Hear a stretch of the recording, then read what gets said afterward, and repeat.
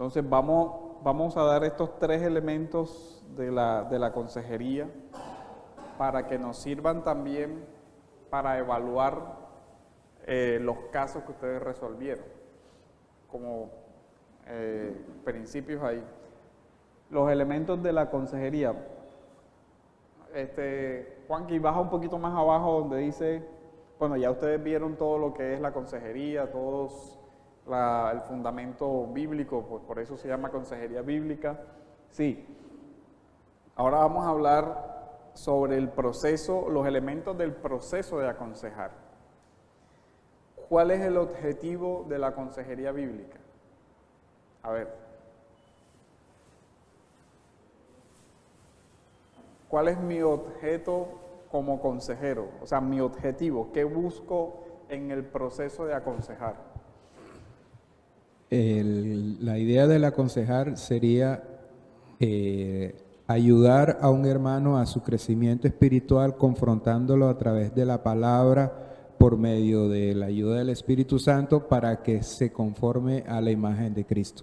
Entonces, el objetivo es apunta, o todo el ejercicio de la consejería bíblica apunta a la santificación, definiendo entonces santificación como aquella conformidad a Cristo que debe buscar el creyente, de acuerdo a lo que dice Romanos 8:28, ¿se acuerdan? Que todas las cosas ayudan a bien y que todas las cosas tienen un objetivo y es conformarnos a la imagen de Jesús.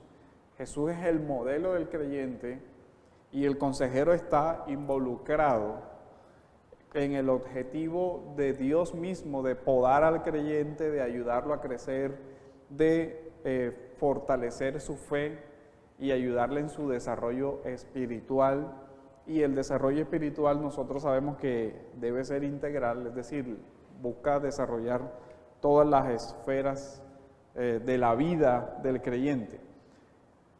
Entonces, el objetivo es, por medio de la consejería, trazar un proceso de cambio en la persona. ¿Cuándo alguien necesita ser aconsejado? Pues cuando hay una situación en su vida que por alguna u otra circunstancia no está de acuerdo a la voluntad de Dios. Eso quiere decir que debe haber un cambio ¿hacia qué? Hacia que ese aspecto de su vida se amolde a la voluntad de Dios. Hay necesidad de una consejería bíblica porque hay necesidad de un cambio bíblico, ya sea en las acciones de la persona o en su forma de pensar o en su vida emocional, en cualquiera de esas áreas que después vamos a tratar de desarrollar. Romanos 6:22 nos sirve como punto de inicio para este cambio o la necesidad de este cambio. Vamos a leer el texto del capítulo 6 del versículo de Romanos 6:22. Vamos a leer desde el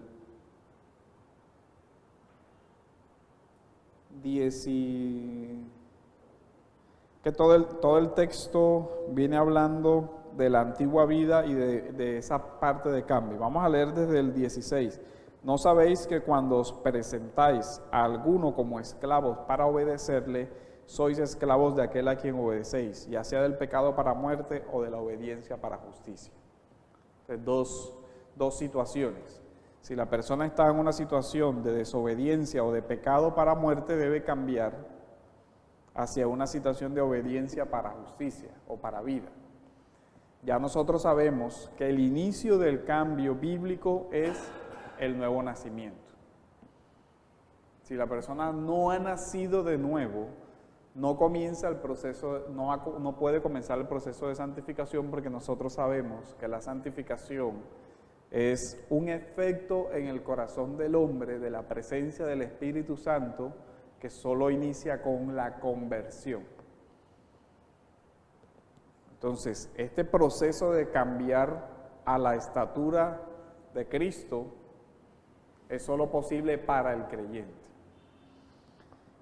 Pero gracias a Dios que aunque erais esclavos del pecado,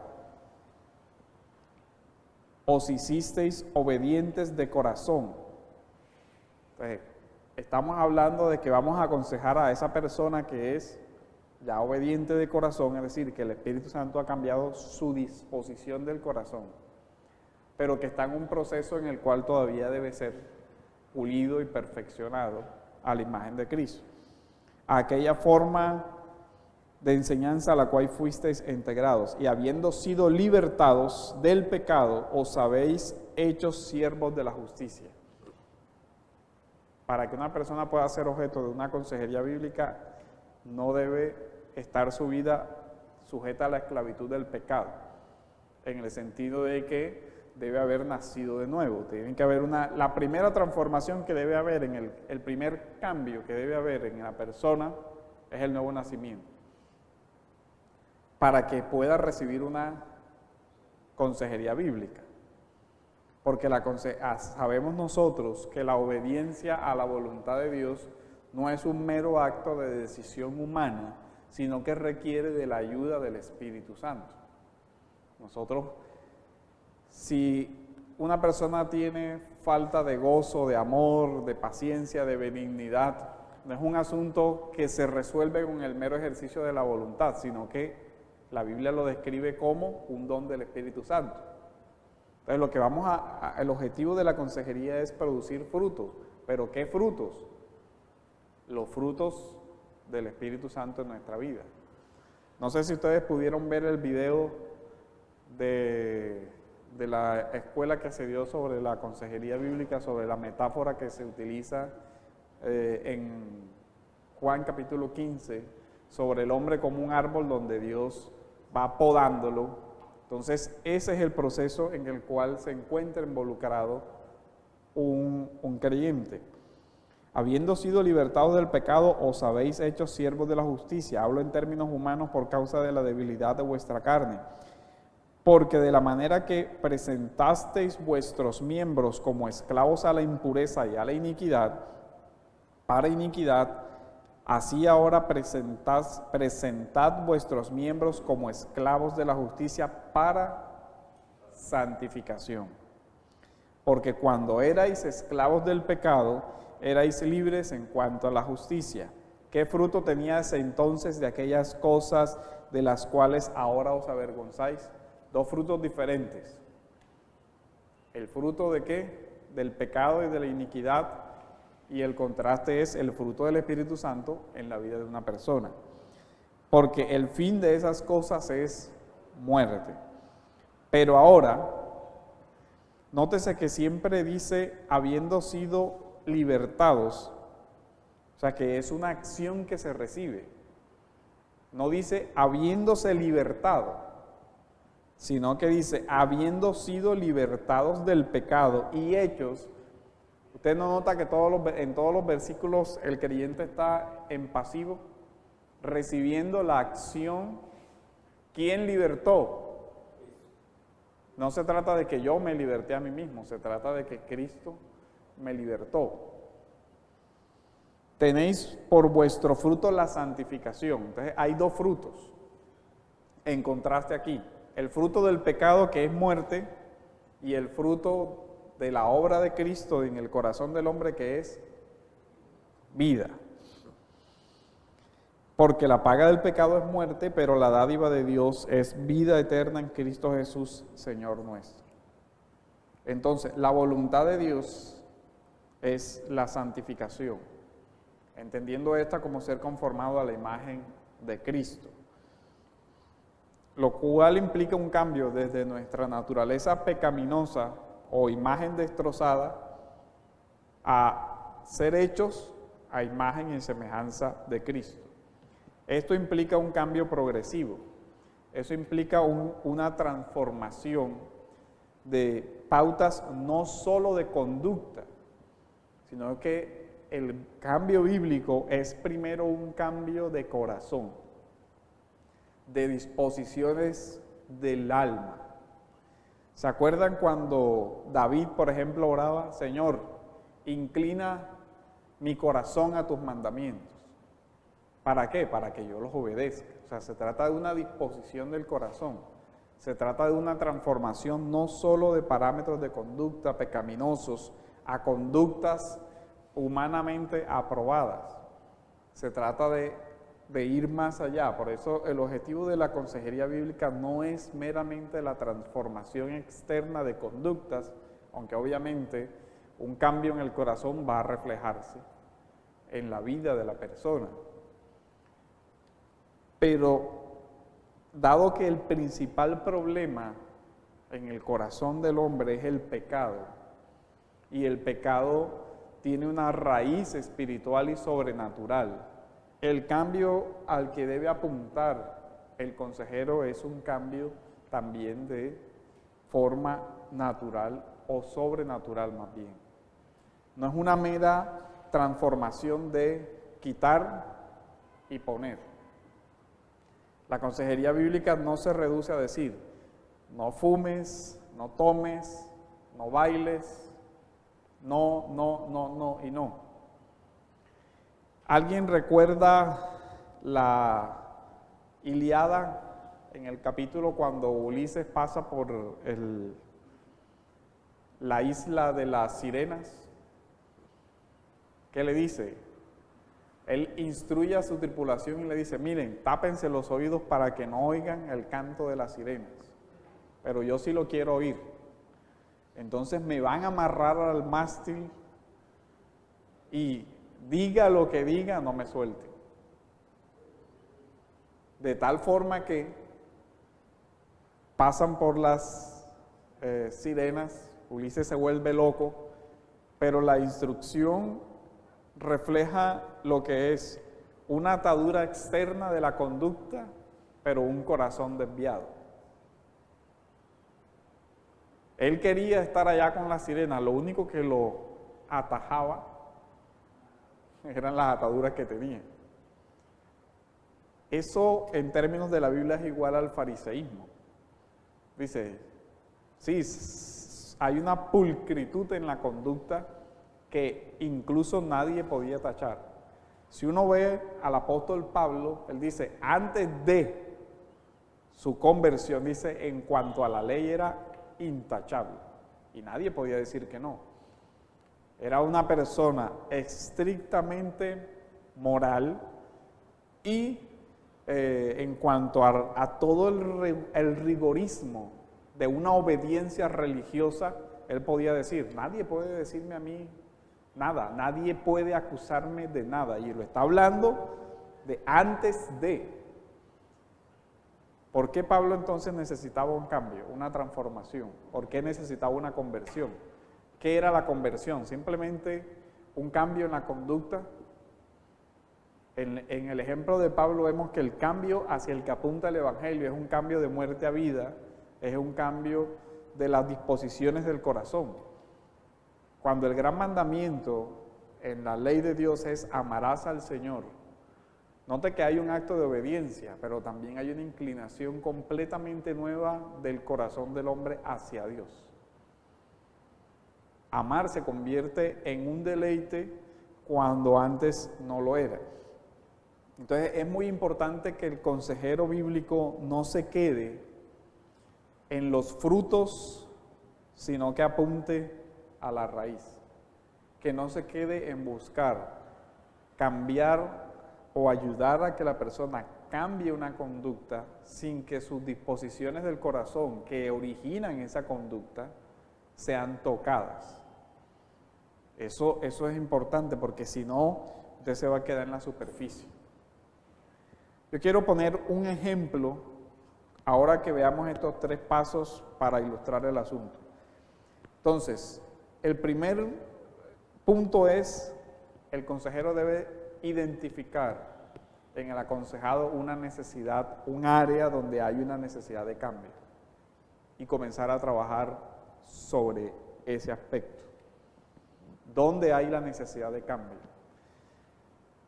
El segundo paso es, esa necesidad se hace por medio de la confrontación. Vamos a leer el Evangelio de Juan, capítulo 17, 17. Cuando nosotros hablamos de confrontación, lo que estamos diciendo es que hay un patrón, hay algo a lo que el consejero debe ser formado.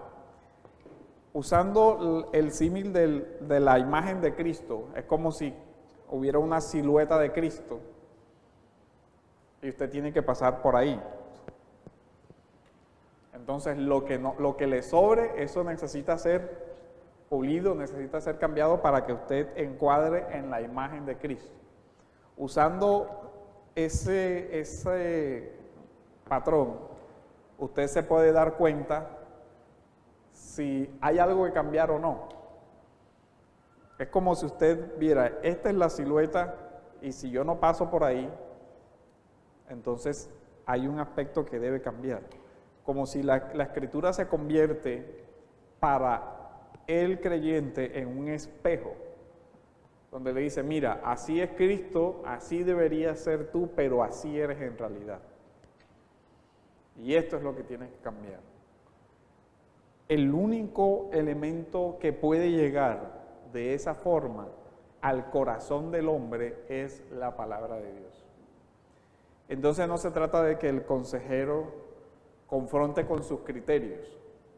Para mí eso que tú estás haciendo está mal, porque el consejero no está imponiendo su cosmovisión o sus criterios propios o personales. Por eso el consejero bíblico tiene una norma que rige tanto al aconsejado como al consejero, y es la escritura. El consejero bíblico solamente puede llamar pecado a lo que la Biblia llama pecado. Y no puede condenar algo que la escritura no condene como pecado. No puede convertirse él en la autoridad para la otra persona. Lo que debe hacer es mostrar la escritura y confrontarlo con la escritura para que la escritura se encargue de hacer el cambio bíblico en el corazón del aconsejado. Juan 17:17.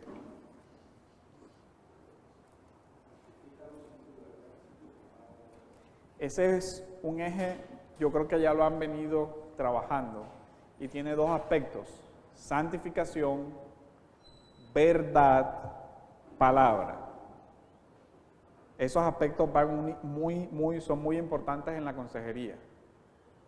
Santificación, ese es mi objetivo, a eso apunto. Santifícalos en tu verdad. O sea que así le duela al consejero o al aconsejado, el principio es la verdad. Llega la persona en la situación en la que está llorando, etcétera, etcétera, y dice, hermano, yo creo que hice mal. El consejo no puede ser, tranquila, que eso no es tan grave. El principio es la verdad. ¿Qué fue lo que hiciste? X, X y X. Sí, fue muy gravísimo. Y no puedo decírtelo de otra manera. Es grave, porque lo que va a sanar, va a restaurar a la persona, no es mi sentimentalismo para con ella, sino la verdad. Si hay un elemento que no encaja en la vida de esa persona con la escritura, hay que ponerle al frente la escritura para decirle, mira, esa actitud de tu corazón, esa acción o esa forma de pensar necesita un cambio de acuerdo a este modelo. Entonces el consejero va a trabajar con la palabra de verdad para trabajar con el problema real que es el pecado en el corazón del hombre, buscando ¿qué? La santificación. Entonces no son aceptables en la consejería bíblica nociones subjetivas sobre la verdad o nociones personales sobre la verdad. El problema en la consejería bíblica no es lo que yo creo que está mal, sino lo que Dios dice que está mal o lo que Dios dice que está bien. Entonces, el consejero bíblico obviamente ha tenido un entrenamiento en su vida espiritual y conoce la escritura lo suficiente como para identificar disposiciones, actuaciones, pensamientos, etcétera, que no van de acuerdo a la voluntad de Dios.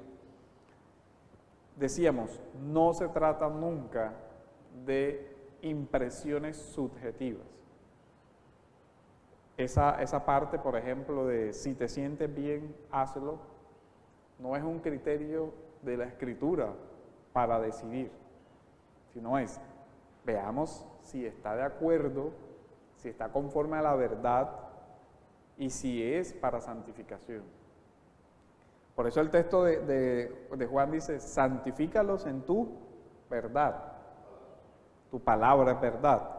O sea que el consejero está persiguiendo el objetivo de la santificación con una herramienta, que es la palabra de Dios. Es decir, va a confrontar el pecado con la Escritura, orándole al Señor para que el Espíritu Santo, que es el que convence de pecado, actúe sobre ese hermano para llevarle a un convencimiento de que hay una actitud, conducta, etcétera, pecaminosa y que necesita un cambio. El hermano Naice Diva. Le había preguntado a un hermano, en la congregación están diciendo esto, pero no lo hallo de acuerdo con la palabra, y la pregunta mía es, ¿tú qué haces ahí? Y hermano, lo que pasa es que me siento bien. Me siento bien. Sí, y esa parte de la subjetividad está afectando muchas áreas de la vida de la iglesia, y por eso insistimos, el consejero no puede ocupar el lugar de Dios en la vida del aconsejado cuando, en lugar del criterio de la palabra de Dios, utiliza sus propios criterios. Ejemplos sutiles, no, te pasa tal, bueno, yo haría tal cosa, y comienza a solucionar el problema desde lo que yo haría. El asunto es qué ordena Dios en su palabra que se haga frente a esa situación. Ahí es donde debemos tratar de apuntar, porque el objetivo, acuérdense que la consejería bíblica es una consejería que busca una dimensión, o que tiene en cuenta la dimensión espiritual de la persona. La pregunta es entonces, ¿qué dice Dios de esa actitud? ¿Qué dice Dios de esa forma de pensar? ¿Qué dice Dios de esas acciones? Esa es la pregunta esencial. Y por eso es que el consejero debe tener clara su agenda e identificar la agenda del aconsejado. Este punto es importante, que usted clarifique por qué o para qué él está pidiendo consejo. Sucede más a menudo de lo que uno deseara, y es que la persona viene, hermano o pastor, tengo esta crisis en mi hogar, tengo estas dificultades, tengo esto y esto. ¿Para qué recurres a mí? Porque yo quiero que mi esposa vuelva. Esa es su agenda, ese es su objetivo. Entonces, ahí ya hay un problema de fondo. Él no lleva como objetivo afrontar de pronto actitudes pecaminosas que ha cometido, pecados que ha venido cometiendo, pautas de conducta, de pensamiento que han originado ese problema. Su objetivo es que usted sirva de mediador para que ella vuelva. Ahí es donde usted tiene que iniciar un proceso de confrontación. Mira, ¿qué te dice Dios de esta situación? ¿Qué fue lo que te llevó a esto? Y comenzar a indagar, comenzar a preguntar qué es lo que pasa y tratar de identificar las verdaderas causas de la dificultad y decir, es que no es solo un aspecto de la conducta que debe ser cambiado, sino que tú tienes que reevaluar tu vida desde la Escritura. Pero muchas veces la persona no va con esa idea en la mente. Sobre todo va con la idea de que alguien debe cambiar, pero no es él. Si no, ¿cuántos? Yo todavía no he tenido la primera experiencia en ese caso donde la persona llegue y se presente, pastor, necesito un cambio bíblico en mi corazón porque vienen ocurriendo en mi hogar estas y estas cosas. Sino, pastor, mire, tengo un problema en mi hogar, mi esposa, y comienzan las acusaciones. Siempre tenemos, por nuestra conducta pecaminosa, la idea de que el que está mal siempre es el otro. Siempre es el otro el que tiene algo que tiene que cambiar. Bueno, de pronto a veces no suceden situaciones estrictamente de pecados. Es posible que la persona lleve una buena conducta o digamos que sea un buen cristiano, pero tiene una situación donde por lo que está sucediendo no sean situaciones de pecado, sino que tenga que hacer unas adecuaciones, ¿sí? Entonces la persona de pronto no está en pecado y inclusive de pronto la que está fallando es efectivamente es el otro, por el evento o el caso que usted toma de ejemplo. Entonces de pronto es un tema de adecuaciones, de inclusive esperar, ¿sí? Bueno, ahí estaríamos de pronto hablando de que sobresalga más un fruto. Si la persona tiene paciencia, todavía le toca redoblar la paciencia, a pesar de que tiene paciencia, porque hay un tema donde tiene que adecuar la situación. Ahora, usted decía en el tema de que tenemos que tomar la Biblia, por supuesto, pero también me surge un interrogante, y es que hay situaciones que no son de pecado, sino que son temas de cotidianidad. Y la Biblia pues no va a marcar todas las situaciones de cotidianidad, ¿sí? Como todos los códigos, aunque este es un código que es inerrante, ¿sí? Una de las características de este código que es inerrante. Pero como todos los códigos, coincide con todos los códigos en que la minucia no está estatuida, ¿cierto? Entonces habrá un tema de adecuaciones o se presentarán unos temas cotidianos que no exclusivamente hay una palabra para esa determinada situación, pero que obviamente hay una dirección sí. Bueno, hay dos aspectos. Vamos a leer el texto de Gálatas 6 en el versículo 1. Dice: hermanos, aun si alguno es sorprendido en alguna falta, vosotros que sois espirituales, restaurable en espíritu de mansedumbre, mirándote a ti mismo, no sea que tú también seas tentado. Entonces, este es el escenario desde el que estamos hablando. Es una situación donde alguien, por alguna situación, está afrontando una actitud o pecado de alguna parte. Digamos que esta sería un aspecto de la consejería restaurativo, por ponerle un nombre. O sea, nuestro objetivo es, hay una situación pecaminosa, restaurarlo, ¿a qué? A la comunión con Dios, a la imagen de Cristo, en fin, que él pueda seguir en su peregrinaje cristiano. Esa palabra de restaurarlo ahí es bien interesante porque en el griego es un derivado de la palabra orto, de donde viene nuestro español ortopedia. O sea que es, cuando yo me parto un hueso, me ponen una férula para amoldar, que vuelva a soldar y la persona retome su función, el órgano o el miembro retome su funcionalidad dentro del cuerpo. Ese sería un aspecto. Hay otros aspectos que son cuando una persona, por ejemplo, todavía no tiene claro cómo se aplican algunos principios de la escritura a situaciones de la vida diaria. Digamos que uno podría decir que allá hay un aspecto de consejería preventivo, que se suple con en varios escenarios. La predicación bíblica es un escenario donde se aconseja, ¿cierto? Se va instruyendo al pueblo, se va educando al pueblo para que aprenda a vivir en todas las esferas de acuerdo a la voluntad de Dios. Los grupos de discipulado son otro escenario donde se da esa consejería preventiva, donde la persona va aprendiendo, y lo más normal de esos procesos es que si, por ejemplo, viene algún tema del matrimonio en el tema del discipulado. Bueno, hermano, sí, pero ¿y cómo hago eso?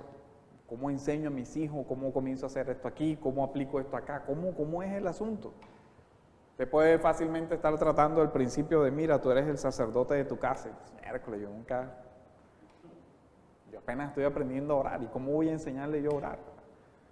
¿Y cómo así que yo tengo que cumplir esto? Entonces ahí se da la formación integral para que la persona después no cometa faltas en esa área que haya que entrar después a corregir. Entonces, el discipulado, la comunión con los hermanos, son muchos los escenarios, digamos que de un aconsejar o un enseñar preventivo que debe tratar la iglesia de tener, de fortalecer, que los discipulados, incluso las relaciones de fraternidad,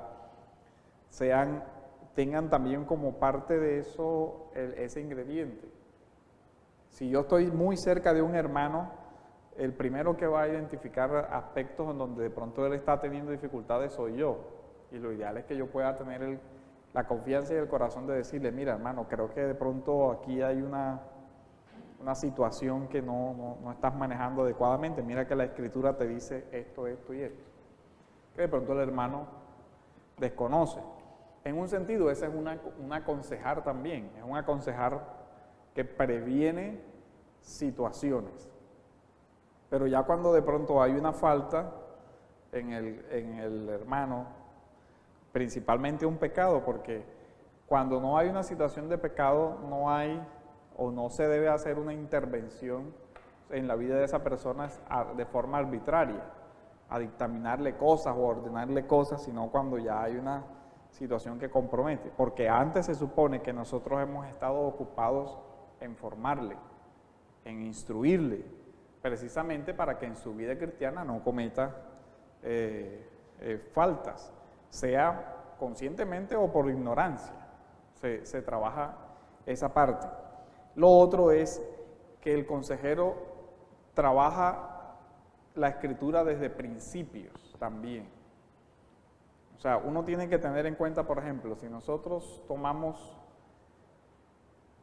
el aspecto del no matarás, por ejemplo. El mandato es, en negativo es, no matarás. ¿Qué quiere decir? No vas a vulnerar la vida física, biológica de esa persona. Pero uno ve que el Señor trabajó sobre esos aspectos y uno puede convertir esos mandatos negativos en positivos. ¿Se acuerdan cuando el Señor dice, no matarás, pero también dice el que diga fatuo o necio al hermano es culpable de reo, es como si lo estuviera matando? Porque el mandato no es solamente no matarlo, sino también ayudar a que la vida de esa persona tenga un desarrollo adecuado.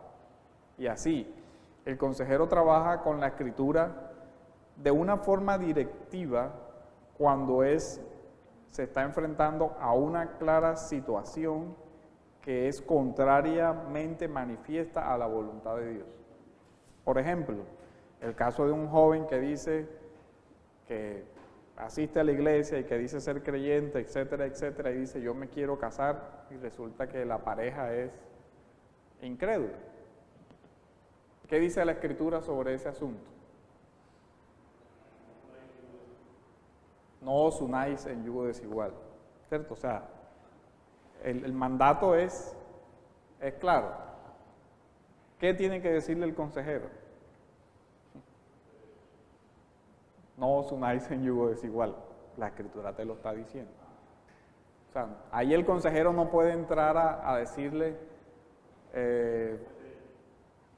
no sé, o sea, no puede dar un consejo contra la misma Escritura.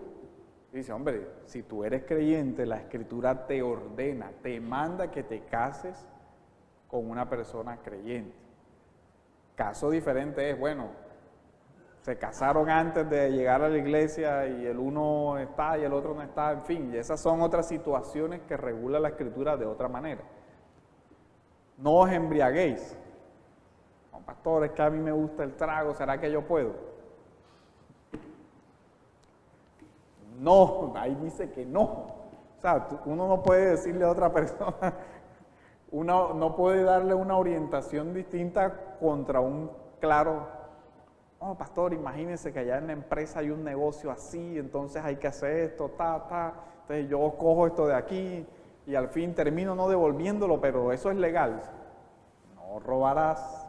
O sea, son cosas donde tú, no, imagínense que a mí me llamaron y me dijeron que yo tengo unos comparendos por allá en el tránsito, entonces una persona me dice que yo le dé una platica por debajo y él me los baja. No, eso es un delito, o sea, no puedo decirte otra cosa, simplemente el consejero va a la escritura y dice, mira, la escritura te dice que tú no puedes mentir, que tú no puedes robar, eso estás mintiendo, estás robando al Estado, estás cometiendo, en fin, etcétera. Ahí hay una cantidad de no muy claro en la escritura de lo que el consejero no es libre de apartarse. Pero hay otras situaciones. Por ejemplo, llega el mismo joven, pero ahora la candidata es una hermana. No es que usted va a decir, no, sí, claro. Porque ese es un asunto de discernimiento, de decisión, que involucra una cantidad de factores donde el consejero no va a dirigirle la vida a la otra persona diciéndole, no es con ella, sino con ella. El consejero va a ayudar a esa persona a que esclarezca cuáles son los principios bíblicos para escoger una esposa. En eso sí lo puede ayudar. Mira, lo que la escritura te dice es, debes tener en cuenta este aspecto, debes tener en cuenta este aspecto, debes tener en cuenta este aspecto. Te tiene que gustar, obviamente, tienes que amarla, obviamente, pero esto es el marco de la institución matrimonial, el matrimonio tiene estos propósitos, qué estás pensando, ya qué estás pensando, en fin. Y al final el consejero ora por esa persona y le dice, tienes que escoger de acuerdo a los principios de la escritura, pero yo no te voy a decir es con X o es con Y, porque en la Biblia en ninguna parte dice, fulanito se va a casar con perencejito. O sea, eso no aparece por ninguna parte. Y así, hay decisiones, ¿qué profesión escoger? Llega el joven de pronto, hermano, mire, ¿será que yo estudio esto o lo otro? Bueno, mira, el trabajo, los principios bíblicos del trabajo, la vocación es esto, no es solamente un instrumento para tú ganar dinero, sino que en tu vocación hay dones que Dios te dio, tú tienes que identificar la vocación que Dios te dio, el don que Dios te dio, en fin, y uno le ayuda, pero usted no le dice, cásate con fulanito o estudia tal cosa, porque ya son situaciones que son de conciencia del ejercicio de la responsabilidad del aconsejado. Hermano Iván. Entonces ya va quedando claro que no toda vez que hay consejería es porque hay un mal en el aconsejado. Es posible que incluso dude si alguna determinada conducta la hizo bien. O no. Sí. Entonces uno, por ejemplo, el caso de cómo trató a los hijos. Dice, yo no sé si fui muy severo, si debía hacerlo. Pero yo siento que antes era muy elástico y esta vez tuve que tomar esta decisión, la señora no le gustó. Entonces me queda la duda y uno le puede decir, no, que usted hizo conforme a la palabra. Claro. Es sí. más, a mí me ha tocado decirle, te quedaste corto. Yo lo he hecho. ¿Cierto? Es decir, creo que ahí sí el mal está en que no hizo todo completo. Claro. Pero la persona no es que esté mal en sí, está confirmando. Hay otro aspecto en la consejería, que ahí es donde digo que el consejero debe tratar de ser polifacético. Ya las personas cuando han recibido consejo y reciben la bendición, sienten que se les dio la palabra adecuada, como que les queda gustando, y de tiempo en tiempo regresan. Y bueno, a mí me satisface esa parte, que vengan nuevamente y a veces dice, hombre, yo vengo donde usted porque cada vez que me dice yo siento que Dios lo usa, ¿ve? Pero hay veces que la persona viene y me pregunta, bueno, yo recibí unas cesantías ¿Será que compro un taxi, lo pongo, lo manejo? ¿O me compro un lote, en fin? Entonces uno le dice, bueno, un inmueble me parece mejor, el taxi se devalúa rápido, corre más riesgo, en fin. Y eso pareciera que no tuviera que ver nada espiritual, pero en el fondo sí, porque es que nos estamos edificando como hermanos. Y yo estoy haciendo el esfuerzo para que el hermano salga adelante. Entonces fíjese cómo se pegan a una persona para cuestiones que de pronto para otros son elementales, pero para ellos son gran cosa. Hay personas que tienen talentos, cualidades, pero algunas decisiones no se atreven a tomarlas. Y vienen donde un hermano que tiene más claridad sobre eso y lo saca adelante. Aprovecho para decirle, hermano, me duele dejar la clase, tengo que irme. Sí, bueno, vamos a mirar rápidamente los otros aspectos, que es el de la motivación del consejero, y es el amor, ¿cierto? Aconsejamos por amor a esa persona y con la esperanza de que haya ese cambio bíblico. Cuando confrontamos en el paso anterior, hay que tener en cuenta eso, que no es una confrontación por orgullo, ni un choque, ni una imposición, ni nada de eso, sino que se debe hacer, como lo dice la Escritura, con gracia, con amor, con misericordia, y tener en cuenta, el consejero debe tener aquí mucho cuidado con sus propias actitudes. No puede ser una actitud de yo soy mejor que tú, yo soy superior a ti, yo soy más que tú, etcétera, etcétera, porque como lo vimos en el texto de Efesios, de Gálatas, dice, teniendo en cuenta tu propia fragilidad, porque cualquier día tú eres el que puede estar del otro lado. Y el consejero siempre debe tener ese punto de referencia. La consejería no es una justificación para despreciar al hermano, para juzgar al hermano o para condenar al hermano, porque el objetivo es precisamente la restauración, que no quiere decir que no se le diga la verdad al hermano con relación a si está cometiendo una falta, hay que decirle la verdad. Y un punto que sería importante y es el cuarto aspecto, que es la esperanza. Usted como consejero tiene que tener en cuenta algo. No debería, pero es lo que la mayoría de las veces sucede. Tristemente, cuando el hermano busca consejo, por lo general, ese fue su último esfuerzo. Pasa mucho. Ya la persona, cuando usted comienza a hacer la entrevista y la persona comienza a decirle, bueno, no, pastor, me separé de mi esposa, esto y lo otro. ¿Y desde cuándo viene la dificultad? Eso venimos peleando desde que nos casamos. ¿Y cuántos años tiene casado? Como 10 años. A veces sucede, y la persona ya hizo 1, 2, 3, 4, 5, 6. Intentó las estrategias habidas y por haber. Y cuando llega ya al consejero bíblico, ya es como, vamos a ver qué pasa. A ver si tengo alguna esperanza. Entonces, hay eventos tan delicados en donde de pronto el consejero tiene que tener este punto muy, muy presente. Si usted ve realmente que la actitud de su consejero, de su aconsejado, muestra una clara desesperanza, ese es el primer punto que usted tiene que trabajar. Porque de pronto usted se dedica a hacer el diagnóstico de su problema, esto y lo otro, Bueno, listo, hermano, nos reunimos la otra semana y ya tenemos un plan de trabajo y comenzamos a lo otro, y el tipo salió de su consejería y se ahorcó. Usted tenía un muy buen diagnóstico, pero perdió al aconsejado.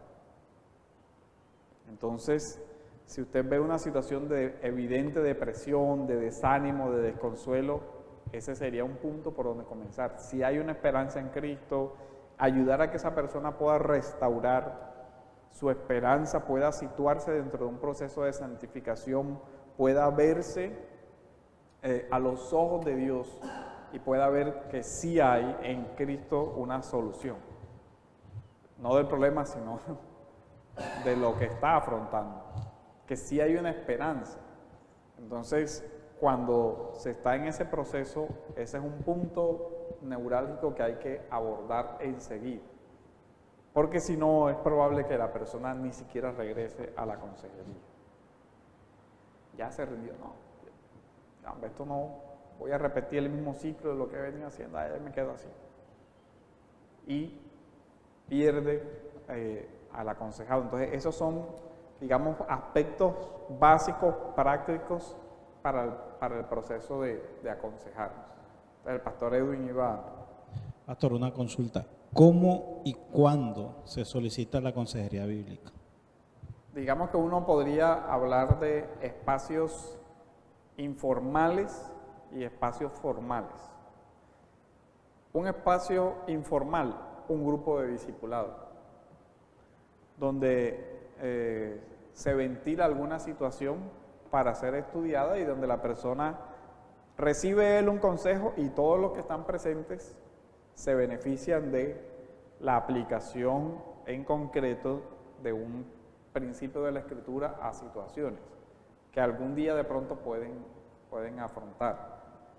Otro aspecto es el aspecto formal, que inicia cuando pasa el evento de Gálatas. Un hermano es sorprendido en alguna falta. Entonces, ahí se inicia el proceso de Mateo 18.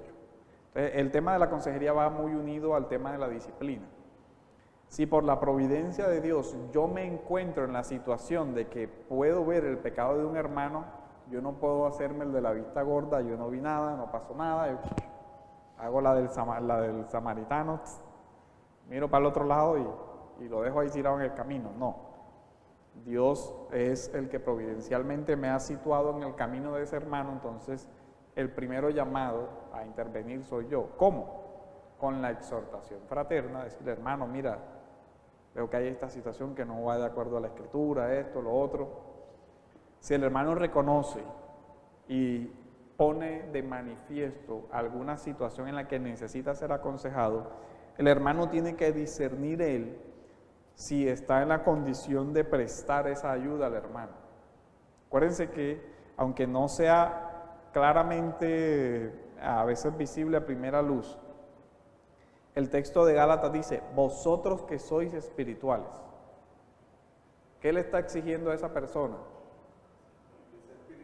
Que sea espiritual, que sea maduro. O sea, que sea una persona consciente, madura en la fe, que puede acompañar a otra persona en un proceso.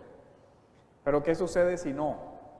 Pues entonces esa persona está también en la obligación de ser honesto con esa persona y decir, hermano, realmente yo no estoy capacitado todavía para manejar tu situación. Lo que yo puedo hacer por ti es ayudarte a encontrar a una persona que te pueda ayudar, ya sea un pastor o otro hermano maduro que maneje adecuadamente el tema. Incluso sería recomendable que si por la providencia de Dios, Dios lo unió al caminar de esa persona, usted lo acompañe. No solamente diga, ve allá y habla con el hermano, sino vamos y hablamos, para que la persona también sienta el ánimo, el apoyo espiritual de ese hermano. Vamos y hablamos, incluso yo puedo, en lo que te aconsejen que te pueda ayudar, yo estoy ahí y te acompaño. De paso, esa persona aprende cómo se maneja bíblicamente esa situación para que en un futuro, si Dios le pone otra vez en eso, ya sabe cómo se maneja bíblicamente. Ahora, también está todo el resto del procedimiento. Este es el procedimiento en el caso de que la persona reconozca, sí, hermano, hay una falta, hay esto, hay esta situación, pasa esto. Digamos que se bifurca el camino hacia una consejería bíblica. Pero si esa persona se muestra reticente, no, eso no es así, eso no es verdad, no está, y el asunto sigue creciendo, se bifurca hacia Mateo 18. donde dice, bueno, yo te vi, hay esta situación, y tú no reconoces que hay un problema, pero el problema es evidente, entonces ya, se llama a los testigos, se lleva en última instancia a la iglesia ya en un proceso de disciplina. Pero también ese proceso de disciplina es la última instancia. No es la primera, te vi en esto, enseguida, no, se deben quemar adecuadamente las etapas. Ya cuando la persona, por X o Y razón, se resiste a la confrontación que el hermano le hace, se resiste de pronto a reconocer, ahí sí se entra en el proceso de la disciplina. O sea que el proceso de la consejería, cuando la causa es un pecado, cuando la causa es el pecado, no puede simplemente dejarse sin manejo. Si es un pecado, como en el caso de Gálatas, ahí, si la persona optó por la vía de la consejería, sigue su proceso hasta la restauración. Y el consejero ya dice, bueno, sí, ya, esta situación está superada. Y se acaba el proceso del aconsejamiento. O dice, no, o incluso puede pasar que en el proceso de consejería la persona se revela y no, entonces ya se pasa al proceso de disciplina. Es por eso de que el que aconseja tiene que tener una seria formación, y eso no es un asunto que se puede usar o que se puede hacer a la ligera. O sea, es un punto con el que hay que ser muy cuidadosos y muy responsables con ese punto. Entonces, hay muchas situaciones, o cuando la situación no involucra exactamente un pecado, como en el caso de una consejería prematrimonial, que lo que estamos buscando es prevenir situaciones que se den en el matrimonio. Ahí no hay, todavía no estamos en el caso de Gálatas. Los hermanos vienen al pastor o a un líder, hermano, tenemos la intención de casarnos. Entonces, el pastor comienza una consejería prematrimonial donde la causa no es un pecado, o sea, los hermanos no están en pecado, los hermanos están tratando de aclarar de pronto bíblicamente una decisión y pedir la bendición iniciar un proceso para que la iglesia bendiga el matrimonio y todo lo demás. O sea, hacia eso va encaminado el asunto. Entonces ahí el consejero lo que va a abordar es que la persona pueda discernir si realmente hay un amor puesto por Dios en el corazón de ambos para que se dé esa unión. Que ellos puedan, el consejero ayuda a discernir, guía, mira, estas son las realidades del matrimonio, trata de que la persona de alguna forma vea la realidad, dice, el matrimonio en la escritura es esto y esto, los propósitos son esto y esto, entienden ustedes lo que van a hacer, y el consejero puede en algún momento, incluso fruto de esa consejería, decir, hermano, te recomiendo que aplacen esto hasta que manejen estas situaciones, estamos viendo esto, tú vas para un lado, ella va para el otro. O sea, aquí hay situaciones que deben manejarse antes de. O puede decir que no, bueno, se aclara y dice, sí, pastor, estamos seguros. Bueno, listo. Pero como le decíamos, el pastor no es el que dice sí o no. Pero si el pastor observa o el consejero observa, aquí hay una situación que puede ser fruto o puede ser conflictiva, les advierte, mira, yo veo que aquí hay esta situación, tienen que aclararla antes de, tienen que manejar esto, tienen que pulir esta parte, entendiendo que no se va a llegar al matrimonio ya perfectamente santificados. Incluso la persona, si el consejero lo considera pronto, dice, mira, esto va a ser una piedra en el zapato. ¿Ustedes entienden que esta área les va a causar dificultades? Sí, bueno, listo. Si a pesar de eso toman la decisión de casarse, bien. Pero ya saben que van a tener una dificultad digamos que cosas que no son pecaminosas. Mira, hay un trasfondo social aquí diferente, estrato social diferente que les va a causar inconvenientes. ¿Saben que eso va a ser difícil? Sí. ¿Lo asumen? Sí. Bueno, casos. Allá hay situaciones de aspectos. Por eso, en esos aspectos, ya la consejería no es directiva. Ya usted no le va a resolver el problema. Usted le va a dar la orientación. Cuando la Escritura claramente, sea por un mandato o por un principio, lleva hacia una orientación clara, por ejemplo, no esto o sí esto, el consejero tiene que, basado en la Escritura, decir esto no se puede, esto sí se puede. Pero en esos casos donde debe tenerse en cuenta la conciencia del hermano, la responsabilidad del hermano, la vocación de él, todo eso, el consejero da las pautas y dice, tú tienes que decidir. Es tu responsabilidad decidir. Y obviamente asumirás las consecuencias de tu decisión.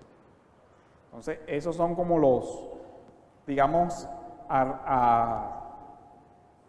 en rasgos generales, los aspectos a tener en cuenta en una consejería. Cuando la persona va a la entrevista del aconsejamiento, él va a narrarle unas situaciones, usted va a identificar dónde, de acuerdo a la Biblia, hay una necesidad de cambio. Lo va a confrontar con esa necesidad de cambio, porque de pronto esa persona no lo ha visto. Mira, la Escritura dice esto y esto, y tú estás por este lado. Tú estás tratando de solucionar esto así, y la Escritura te lo muestra así, lo confronta. Esa confrontación, ya dijimos, tiene que tener una clara motivación de ayudarle en su santificación, y se da en un contexto de amor, de buscar la restauración. Y el punto de la esperanza, cuando la situación del aconsejado es muy delicada y no puede esperar, por lo menos ese punto debe abordarse en la primera oportunidad para que el aconsejado retome su esperanza en Cristo y pueda continuar, tener fuerzas para afrontar el proceso que debe iniciar. Entonces, no sé si hasta aquí hay alguna duda, comentario, pregunta de estos puntos básicos.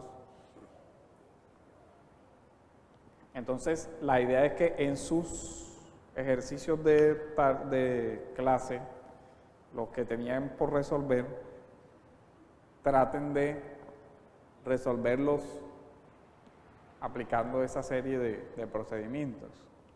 Como no lo pudimos hacer en clase, entonces la idea es que los presenten el caso resuelto, aplicando pues esos pasos sencillos. Identifiqué que la necesidad de cambio es tal, los principios de la Escritura aplicables son estos, y la mejor forma de abordarlo tal. Usted vaya tratando de resolver el caso. Entonces, oremos para... Sí, ya Juan Camilo lo tiene.